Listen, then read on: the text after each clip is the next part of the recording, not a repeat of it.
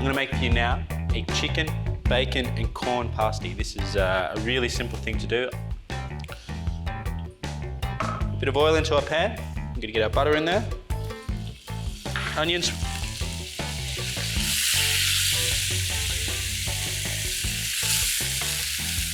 I really enjoy cooking with butter. I use it a lot in the restaurants.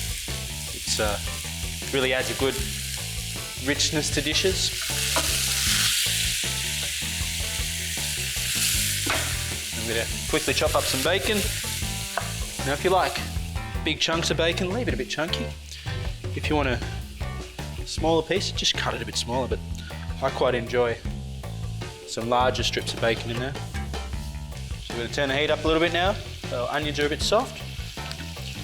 Just need to get that bacon breaking down a little bit. Get our chicken in there.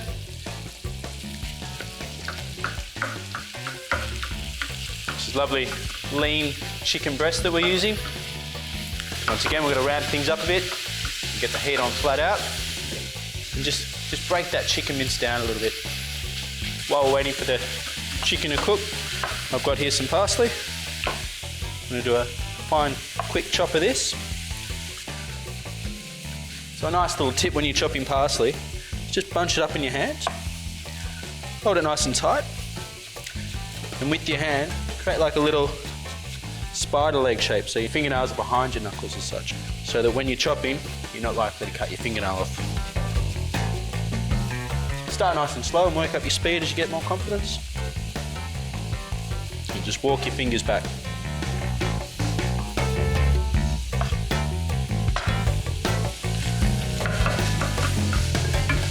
Just keep working that chicken mince, breaking it down. Don't turn the heat down or you'll lose the ability to colour the chicken. And as soon as you see the chicken nearly ready, flour. Stir that through and just give it a minute. Another minute just to cook the flour out so we don't end up with a floury tasting mixture. You can see that flour just absorbs all the moisture in that pan, so you need to keep stirring at this stage, otherwise you'll end up with some burnt mixture on the bottom. Don't worry about that, just keep rubbing the bottom of the pan to get it off. And we're still on a high heat, haven't turned it down yet. Alright, so that flour's starting to catch on the bottom.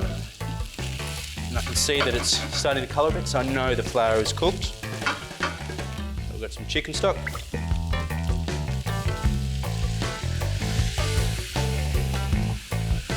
So that's about 1.5 cups. And you can see straight away it's thickened up. So add a little bit more richness. We've got some milk.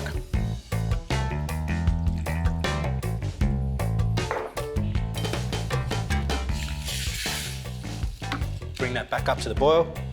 And keep rubbing the bottom of the pan. If you see any parts that are starting to stick there, just give them a bit of a rub with the wooden spoon and they'll lift straight off.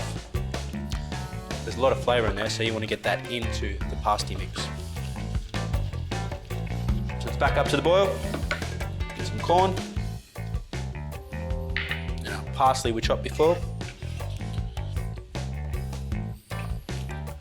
Good bit of salt. If you want to put some pepper in there, put some pepper in at this stage as well. In this particular one, I'm going to leave the pepper out, just so we've got a cleaner flavour. So we're going to get this mixture into the fridge, cool it down quickly. We'll come back and we'll make some pasties. So we've got here a sheet of store-bought puff pastry. We're going to cut it straight down the middle, so we don't have any wastage on this one. 2 sheets. Our mixture. Just flatten it down.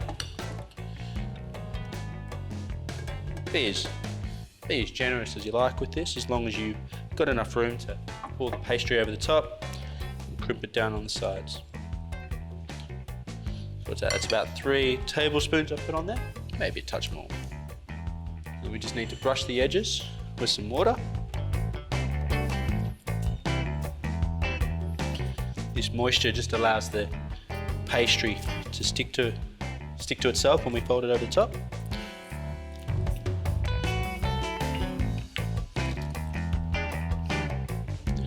push the front down first, and work your way down the sides.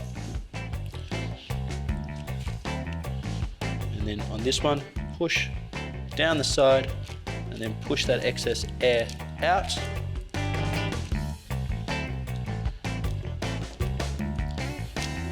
To form yourself a nice little square pasty.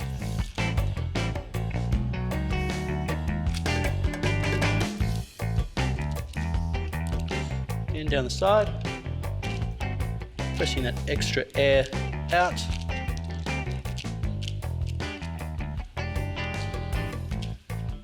We've got a fork, just go around the sides. Not only does this give a little pretty decoration, it also helps the seal by pressing the pastry harder together.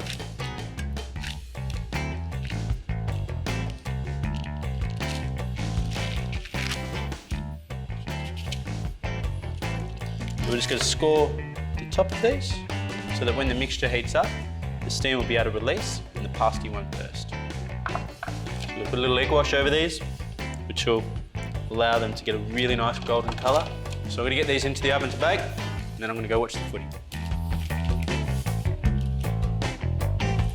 So our pasties have got a lovely golden crust on them now. I can't wait to get stuck into these and get back to the game.